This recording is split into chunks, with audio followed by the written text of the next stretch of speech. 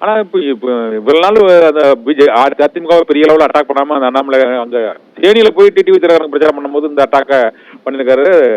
அந்த டிடிவி தினகரன் மற்றும் ஓபிஎஸ் சசிகலா வந்து மீண்டும் இந்த ஏடிஎம்கேவை கைப்பற்றுவதற்கான வாய்ப்பு வந்து இப்போ இருக்காது. என்னன்னா இபிஎஸ் போற இந்த பிரச்சார கூட்டத்திற்கும் இவங்களோட கூட்டத்திற்குமான வித்தியாசமே பெரிய அளவில் இருக்கு.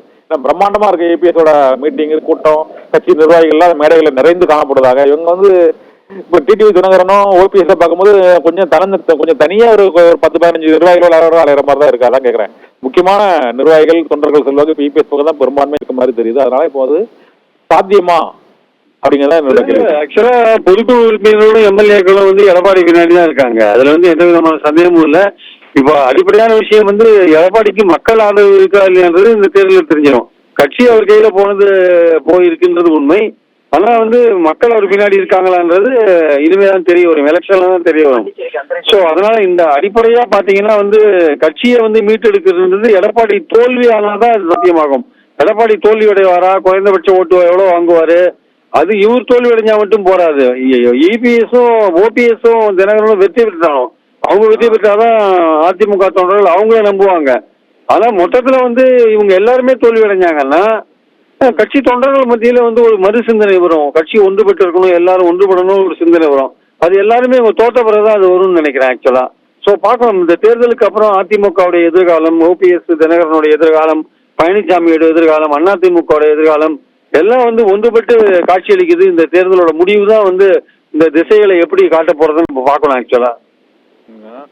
கடைசியா ஒரே ஒரு கேள்வி. இது இந்த மகாராஷ்டிராவில் அந்த சிவசேனா தேசியவாத காங்கிரஸ் கட்சி உடைக்கப்பட்டது போல, அதே போல மேற்கு வங்கத்தில் இங்க அந்த இடதுசாரிகளின் வாக்கு வங்கி அப்படியே பிஜேபி சுவீகரித்தது போல அதிமுகவின் வாக்கு வங்கி பிஜேபி பக்கம் போகிறதுக்கான வாய்ப்பு இருக்கிறதா? ஏனென்றால் அவர்கள் எப்பவுமே இந்த திராவிட இயக்க கொள்கை சித்தாந்தத்தில் சீரியஸா இல்லாம அவங்க வந்து ஒரு மிதமான ஒரு போக்க கடைபிடிக்கிறதுனால அந்த கொஞ்சம் அந்த இந்துத்துவா கொள்கை ஆதரவு உடையவர்கள் பெரும்பாலும் வந்து அவங்க ஏடிஎம்கே வந்து சப்போர்ட் பண்ணுவாங்க அதிமுக. ஆனா இப்ப அந்த ஒரு மேல ஒரு வாக்கு வங்கி இருக்குல்ல, ஒரு லைட் மைண்டட் வாக்கு வங்கி இருக்குல்ல, அந்த லைட் மைண்டட் வாக்கு வங்கிங்கிறது பிஜேபிக்கு இடம்பெறுவதற்கான வாய்ப்பு இருக்கா? இது மகாராஷ்டிரா மாதிரி இந்த சிவசேனா தேசியவாத காங்கிரஸ் மாதிரி அதிமுக இங்க உடைக்க முடியுமா சார்? இதை மொத்தமா இல்ல அதிமுக உடைக்க முடியுமான்னு சொல்ல முடியாது. தனிப்பட்ட தலைவர்கள் அங்கங்க விலகி போகலாமே தவிர கட்சி வந்து செங்குத்தான ஒரு பிளவையை சந்திக்குமான்றது அது ஒரு கேள்விக்குறி. ஆனா அதிமுக ஜெயலலிதா இருந்தபோது அதிமுகவுக்கு போடப்பட்ட அந்த மென்மையான இந்துத்துவ வாக்குகள், சாஃப்ட் இந்துத்துவ வாக்குகள், கடுமையான ஆன்டி டிஎம்கே வாக்குகள், அதே சமயம் இந்துத்துவ மேல ஓரளவுக்கு நம்பிக்கை வச்சிருக்கிற வாக்குகள் ஜெயலலிதாவுக்கு விழுந்தது. இப்ப ஜெயலலிதா போன பிறகு அந்த வாக்குகள் வந்து கம்ப்ளீட்டா பிஜேபி பக்கம் ஷிஃப்ட் ஆகிறதுக்கான வாய்ப்புகள் இருக்கு. குறைந்தபட்சம் ஒரு 8% அது மாதிரி போறதுக்கான 5-8% வாக்குகள் அந்த மாதிரி போறதுக்கான வாய்ப்புகள் இருக்கு. அது வந்து அதிமுகவுக்கு ஜெயலலிதா இருந்த போது விழுந்த ஓட்டுகள் அது ஏற்கனவே வந்து பாஜக சைடு போயிடுக்குன்னு தான் என்னுடைய அபிப்பிராயம் ஆக்சுவலா.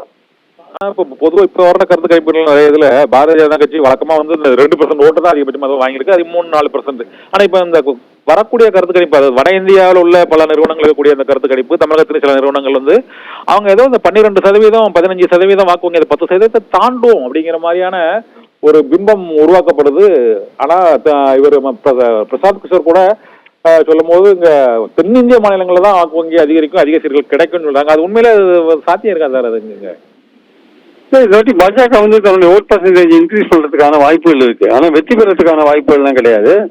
அது 3%, 4%, அதுல இருந்து குறைந்தபட்சம் டபுள் டிஜிட் அது ரீச் பண்றதுக்கான வாய்ப்புகள் நிறைய இருக்கு. 10% தாண்டுங்கிறீங்க இந்த தடவை பிஜேபி வாக்கு வங்கி டபுள் டிஜிட் ரீச் பண்றதுக்கான வாய்ப்புகள் இருக்கு, அதுல சந்தேகமே கிடையாது. ஏன்னா வந்து அது காரணம் வந்து அண்ணாமலை மட்டும் இல்ல, பொதுவாக வந்து பாஜகவுக்கு அந்த மோடியோட இமேஜ் போன்ற விஷயங்கள், அவங்க கட்சியை வளர்த்திருக்கிற விஷயங்கள், அதனால வந்து இந்த வாட்டி டபுள் டிஜிட் வந்து பாஜக ஓட்டு வாங்குறதுக்கான வாய்ப்புகள் இருக்கு என்பது என்னுடைய கருத்து. வெற்றி பெற அளவுக்கான வாய்ப்புகள் இல்லைன்றதும் உண்மை. இவங்க ஏடிஎம்கே ஓட் பேங்க் வந்து கம்மியாகும்னு நினைக்கிறீங்க? அதெல்லாம் இருக்குது. ஏடிஎம்கே பாஜகவோட ஏடிஎம்கே ஓட் பேங்க் கொஞ்சம் அதிகமாக தான் இருக்கும், அதுல எந்த விதமான சந்தேகமும் இல்லை. பட் ஏடிஎம்கே ஓட்டும் கம்மியாயிருக்கும். அவங்க அரௌண்ட் 20-22% வரையும் வாங்கறதுக்கான வாய்ப்புகள் இருக்கு. பாஜக ஒரு 10-12% அவங்க கண்டெயின் ஆகிறதுக்கான வாய்ப்புகள் இருக்கு. ஆனா இப்போ திமுக அந்த 39 ஸ்வீப்புங்கிறது நடக்கக்கூடிய வாய்ப்பு குறைஞ்சிக்கிட்டே வருதுன்னு சொல்றாங்களா சார்? அது உண்மையா சார்? இல்ல, அது இன்னும் அதிகமாயிட்டே இருக்கு. நேற்று ராகுல் காந்தி மீட்டிங் அப்புறம் அது இன்னும் அதிகமாயிருக்கு அந்த நம்பிக்கை. ஓ சரி சரி சரி.